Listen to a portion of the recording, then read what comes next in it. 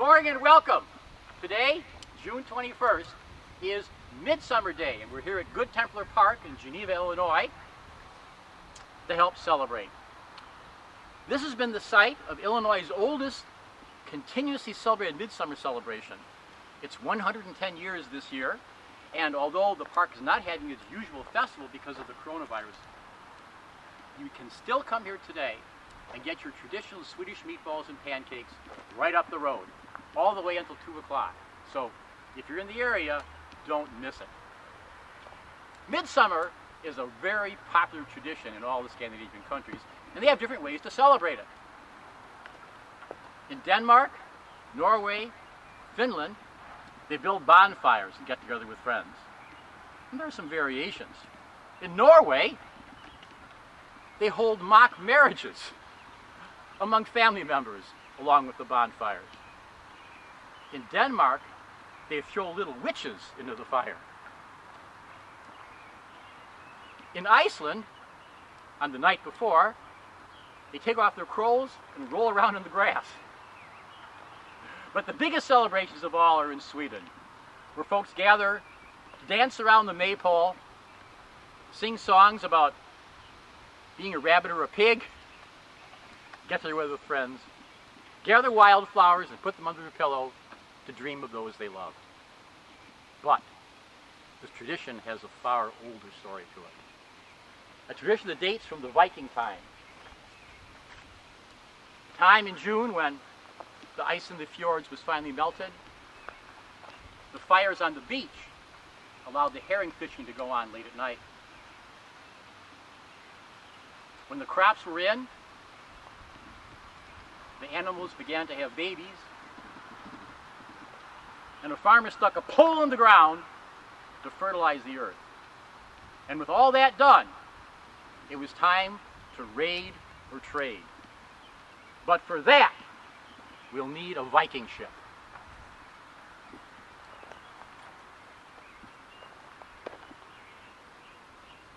And this is the world-famous 1893 Viking ship.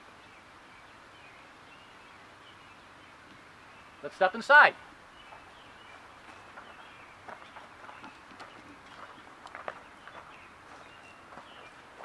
This beautiful ship was built with a couple purposes in mind. It was built in 1892 and 1893 as an exhibit to the Chicago World's Fair. It was also built to test the hypothesis whether the ancient stories of Leif Erikson, an ancient Viking having crossed the ocean to discover a new continent, was really plausible. But although the ship was built in 1892, its story begins far, far before that. 1,000 years earlier, as a matter of fact, when a Viking king was buried inside his ship in a place called Sandefjord, Norway. And he lay underground for 1,000 years, along with 2 sacrificed peacocks, 2 sacrificed hawks, 8 dogs, and 12 horses. And then, in 1879, the 2 sons of the owner of the Gokstad farm, the name of the place where the king had been buried, got curious and started digging inside the big mound on their farm. They found an elaborately carved piece of oak of ancient design. And a local archaeologist, starting in 1880, supervised the dig. And when they were done, they were astounded, for they had just uncovered the first virtually complete Viking ship from the golden age of the Vikings. That ship is today known as the Gokstad ship, for the name of the farm where it was found. And for those of you who've been to Oslo, to the Viking Ship Museum, you have seen that actual ship. Well, now I'll move our story forward just a few years. In 1892, and planning is underway for a great festival in Chicago, the Chicago World's Fair, which, because the planning is taking place in 1892, is going to correspond to the 4th anniversary of Christopher Columbus's voyage. And in honor of Columbus, at that time presumed to be the first European to set foot in the New World, this huge World's Fair will be called the World's Columbian Exposition. Well, back in Scandinavia, they had other stories, the ancient sagas, who talked about Leif Erikson. And so, a sea captain and publisher named Magnus Anderson had the idea of using the ancient Viking ship, just uncovered a few years earlier, as a blueprint to build the first Viking ship built in modern times. Now, down in Spain, they were building replicas of ships as well. After all, this was the world's Columbian Exposition, and it wouldn't be complete without copies of Columbus's 3 ships, the Niña, Pinta, and Santa Maria. How many of you remember that? Those ships were to be towed to the New World, to Columbus, to Chicago, to make sure they got here. Said Magnus Anderson, that's fine for the Spanish ships, but through our blood flows the veins of Vikings. We will sail our ship to Chicago because Americans admire courage. And so it was built. A board-for-board copy of the 1,000-year-old Viking ship. And he called his masterpiece the Viking. Let's take a look at it.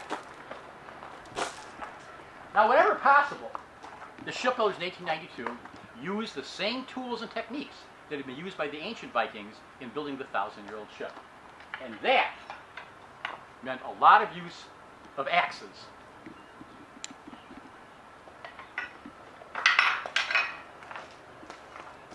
Now, when you think of a sailing ship, you might think of a ship like, the Mayflower that brought the Pilgrims over, or the USS Constitution, America's oldest and longest-serving warship in the late 1700s.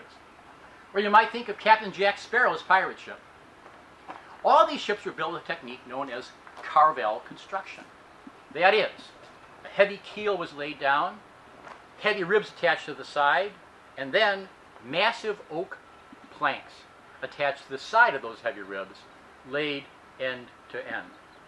First came the keel, then came the heavy ribs, then came the boards laid edge to edge. Now, of course, in an era of hand-sawn boards, it was very hard to get those boards perfectly even, and as a result, you couldn't put the ship in the water like that. It would leak like a sieve. And so all those other types of sailing ships required you to pound caulking in between each of those boards to keep the ship waterproof. And regular maintenance for those ships required that you periodically recaulk so your ship wouldn't start to leak. But in Scandinavia, an entirely different form of shipbuilding had been developed, almost 1,000 years before the age of the Vikings. This is called lap-strake construction or clinker-built construction. In lap-strake construction, the keel is laid down first, and then the strakes or boards that make up the ship are overlapped.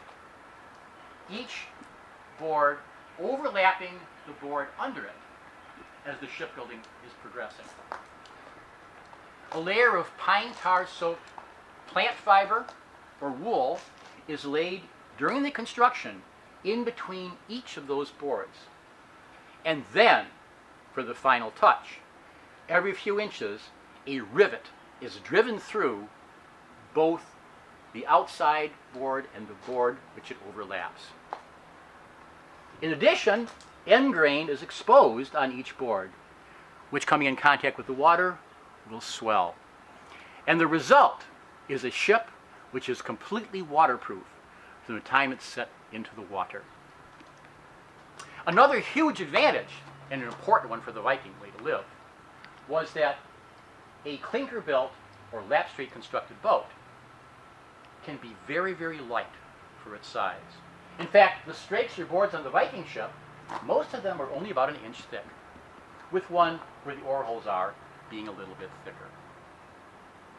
This form of construction allowed the Viking ship to be able to sail securely on the open ocean, but also to sail for, when necessary, hundreds of miles up shallow rivers to enable the Vikings to raid and trade as their empire expanded. Let's head up on the raft and take a look at some other construction features of the Viking ship.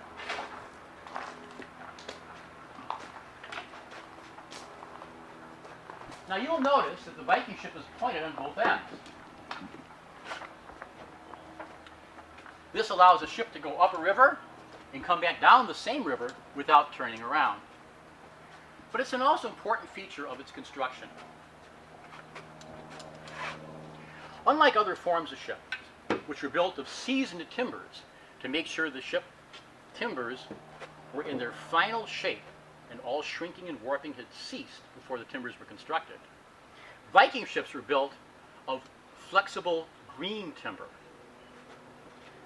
In this way, they could be assembled into place under some flexion, just like a bow, which meant that the strakes of the ship were literally flexed against the pressure of the waves and against the pressure of accidents that you might run into along the way, like rocks or icebergs.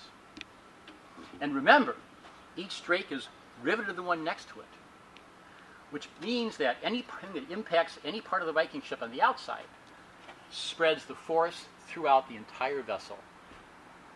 Carvel-based ships depend upon the strength of their timbers. Viking ships depend upon the flexibility of their timbers for their strength. Come on up.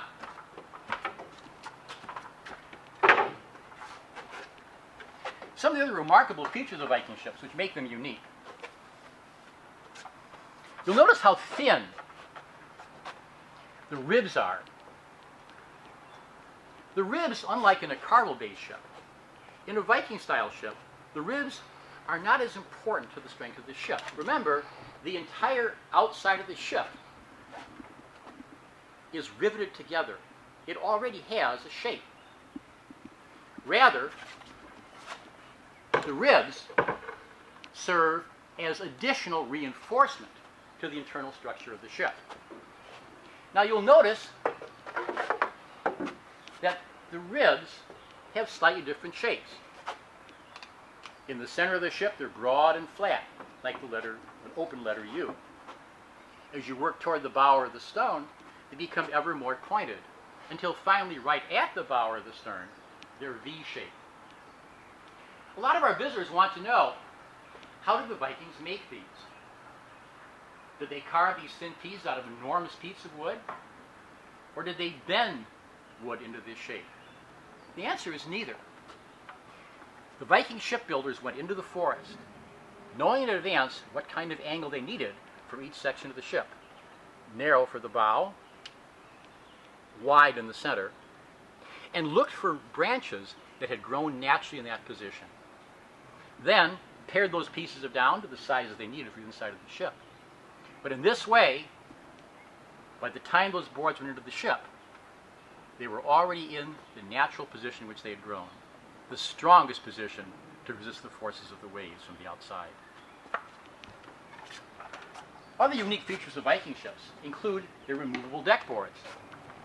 Other types of ship have the deck boards, of course, fastened firmly in place. Not so in Viking ships. In a Viking ship, all the deck boards are easily removable to allow the crew to stow their personal gear below the deck, and in that way allowing the deck space to remain clear for working or for fighting. Every good story should include a good mystery, and we have a good mystery about these deck boards. You will notice that these deck boards all have circular designs cut on them, and the ship on which the Viking was patterned, the ancient Gokstad ship, had circles on the deck boards as well. What do they mean? An old Viking story said that the circles were to appear in different clusters or numbers depending on the place of the ship, and they told sailors where to fight during battles. Well, I don't know about you, but I can't figure out where I'm supposed to stand based on a circle carved on the deck board. What we discovered in working on this ship is that there are only two variations of the design. One design features small circles cut on the outside of the board with a large circle cut into the center. We found that all those deck boards with that design belong on the larboard or port side of the ship. And all the deck boards that go on the starboard side of the ship, the same side where the steering oar is, have the design reversed, with the large circles on the outside of the board and the small circles on the center. Another unique feature of the Viking ship is the enormous piece in the center, the mast fish, and its companion piece under the keelson that rests on the keel. This is how the Vikings solved the problem about how to mount a heavy mast inside a lightly constructed ship. The keelson is an enormous 3,000-pound piece of oak, as is the mast fish above it. And the system of mounting a mast was to drag the rounded base of the mast up the inclined plane at the back of the mast fish until the rounded base of the mast came over the mast hull. Then, through a combination of muscles, ropes, and pulleys, the mast is lifted into place, settled down on top of the keelson with the mast lock, then slid up into place. Partially stabilized, ropes came down from the top of the mast to the side of the ship, running aft and forward as well, and tightened down to hold the mast in its final position for sailing. And when necessary, it could be taken down, for example, going up a river with low overheading trees above. These three T-shaped pieces you see along the side were used to support a temporary tent that Magnus Ericsson included in his ship design to help shelter his crew while crossing the open Atlantic Ocean. And that they did. This is an impressively large ship when we consider that a crew of only 10 made the voyage. Magnus Ericsson selected the 10 very best sailors out of some 280 applicants to crew his ship for this historic voyage. Those 10 sailors, 4 of whom were ranked captains themselves, and 3 others were ranked as first mates, capable of commanding when necessary. Plus the cook made up the crew. It was a crew of expert sailors. And it was good because in the middle Atlantic Ocean, about a third of the way into their voyage, the ship was hit with an enormous gale. For 12 continuous hours, the sea raged against the Viking ship. It let up in the morning for a few hours, but then started again. And by midnight of the second night, the sea, according to one of the crew members aboard this ship, was mountainous.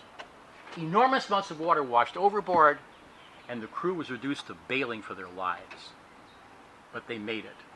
And in 28 days, this vessel, with its crew of 12 brave sailors, completed a non-stop crossing of the Atlantic Ocean, coming into Newfoundland. Let's head down and see some more about the ship.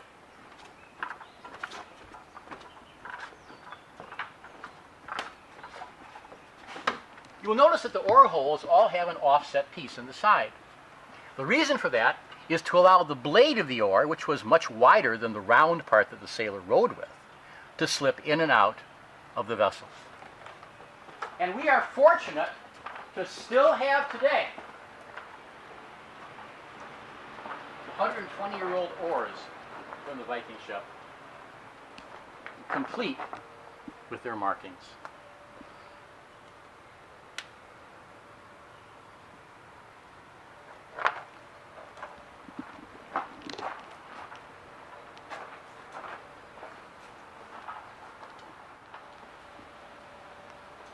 One of the distinctive, indeed defining features of a Viking ship is its famous steering oar on the right side of the vessel.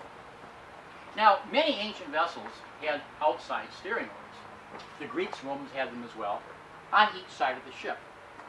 But the Vikings made the happy discovery that you really only need one to effectively steer the ship, just like the man with the paddle in the back of the canoe. This is twisted to control the movements of the rest of the entire ship. Let's move forward a bit. And we're very fortunate indeed to still have the original 43-foot long mast and its 33-foot long yard, the piece that held the sail. Now, unlike the rest of the ship, which is made of good Norwegian oak, except for the keel, which came from Canada, these are made of pine. which is not to say they're easy or lightweight. Imagine 5 or 6 men trying to hoist a telephone pole from the bottom, and you have an idea of the work involved in raising a 43-foot long pine mast. But nevertheless, they are made of lighter wood because they raise the center of balance of the vessel. And a Viking ship, as you can see, is a very shallow draft vessel. This ship is 17 feet long, wide rather, 78 feet long, but is only 6 feet from the top of its keel until the top of its gunwale, the board that runs along the upper outside edge of the vessel. And it floats in only 3 feet of water. Imagine a vessel that could survive an open, non-stop crossing of the Atlantic Ocean, but only needs 3 feet of water to float. Again, one of the huge advantages of the Viking ship, which enabled the ancient Vikings to do the brave deeds that they did.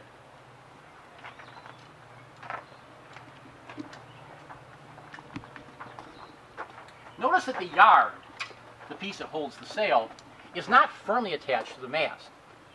Rather, there's a semicircular slot that wraps around the mast with a strap around the back, which allows the yard to freely twist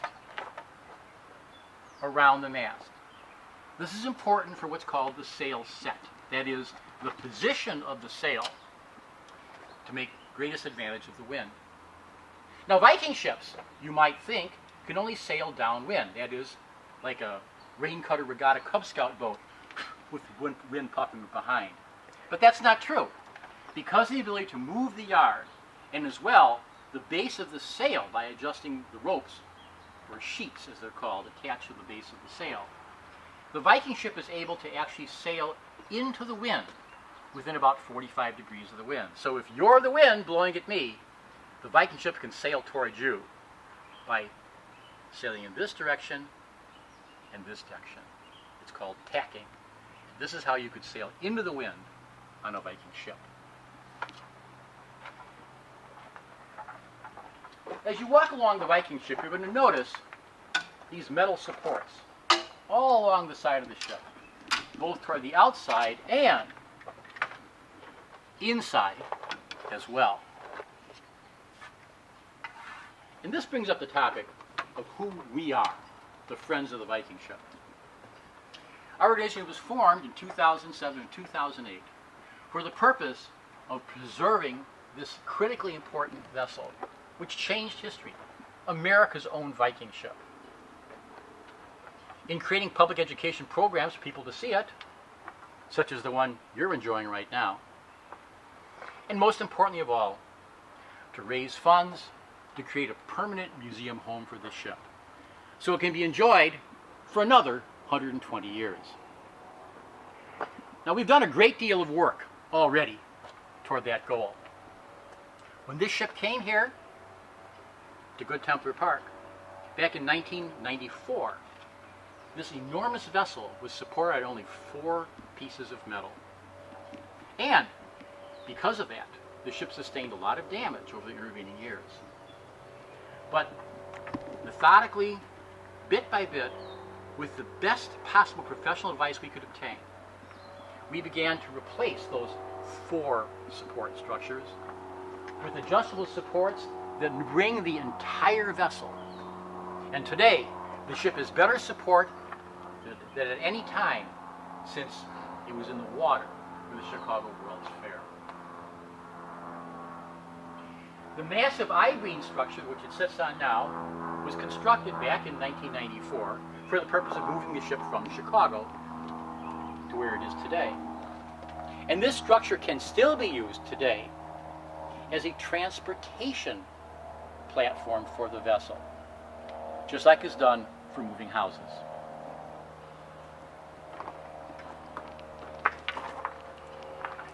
We have other accomplishments as well, and other projects in mind as well. You'll notice the color of the ship. Because you're not here in person today, one of the things you can't notice is the wonderful smell that fills the air inside this vessel. The ship has been treated just last year with the same combination used back in 1892, and as far as we've been able to determine, back in the era of the ancient Vikings, for the preservation and waterproofing of vessels. A mixture of pine tar, linseed oil, and turpentine. It has a wonderful rich smell, which you'll be able to enjoy when you come here. One of our short-term goals is to replace the shields which came with the ship. The original 1,000-year-old ship was buried with a complement of 72 shields, colored black and yellow. And this ship, in 1892 and 1893 when it was built, was equipped with a complement of 32 shields. One for each of the 16 sailors who the 1,000-year-old ship was built to have on board rowing at one time. And a shield for each of his replacements as well. It is our hope, our dream, our plan, our intention to restore to the vessel all 32 of the shields, black and yellow, which were with this vessel when it crossed the ocean back in 1893 to become one of the star attractions of the World's Fair. And of course, just as the work we've done so far, we need funding in order to do that. Another of our ambitions is to restore the head and tail to the Viking ship. You'll notice that as a temporary display, we have mounted large-scale colorized photographs of the head and the tail. Those pieces still exist. We have a cooperative arrangement with the Museum of Science and Industry in Chicago, where they care for those in climate-controlled conditions until we're able to afford to restore those and to remount them back on the vessel. Imagine how this ship will look as it appeared back in 1893 at the World's Fair, with its gleaming black and gold head and tail, white teeth, red tongue sticking out, and the entire ship lined along its gunwale with bright yellow and dark black shields. It will be stunning, and we hope you can help us make that happen. We get a lot of questions from visitors. Is this a Norwegian ship? Is it a Swedish ship? Well, there's a couple sides to that. The ancient king, who was buried in the Gokstad ship, is believed to be an ancient king of Swedish descent named Olaf Gudrunson. And in 1893, when the ship made its voyage, Sweden and Norway were politically united, although somewhat loosely, under the rule of the King of Sweden. And so the ship sailed to America under a very unusual flag. A flag which combines design elements of the flag of Norway and the flag of Sweden. But the truth of the matter is, this is an American ship. This is our American ship. This story tells the story of every American family. For everyone who lives in America came as an immigrant. Those people who came, American Indians, came at the time of the Ice Ages. European immigration to America began with Leif Erikson about the year 1000. And this ship's voyage established the feasibility of that voyage. Come on up. You've seen a lot. Let me tell you what else you'll come to see when you visit the ship in person. And we hope to be able to resume visits in mid-August. On our open days, you'll have a chance to come in and meet with the people who've cared for this ship since 2008 when we were formed. You'll have a chance to see big displays of Viking tools, clothing, jewelry, weapons. You'll have a chance to appreciate in 3 dimensions, not the 2 you're looking at right now, the beautiful, graceful curves of the Viking ship, like an eagle taking flight. And you'll have a chance to look at some of the selections at our Viking gift shop. all of which support the ship. Two of the most important items are these books. One, by Railroad to the World's Fair, now its third edition, by Mr. Folo Watkins of Urbana, Illinois, one of our foremost authorities on Viking life, who was so inspired by his visit to this ship that he wrote a book about the vessel's entire history. And the other, a translation from the original Norwegian of the book by Rasmus Rasmussen, one of the crew members on board this vessel, actually with it through all its adventures, which Friends of the Viking ship had translated into English from Norwegian. Remember, you don't have to wait for your visit to the ship to help support it financially.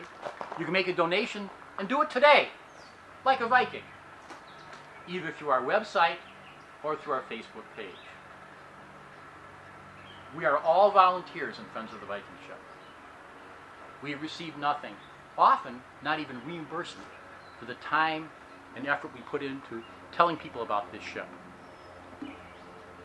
But you, since you're watching this today, can now consider yourself part of the crew. So grab an oar and let's make it happen. Thank you very much. I'm Dave Nordine, Vice President, Friends of the Viking Ship.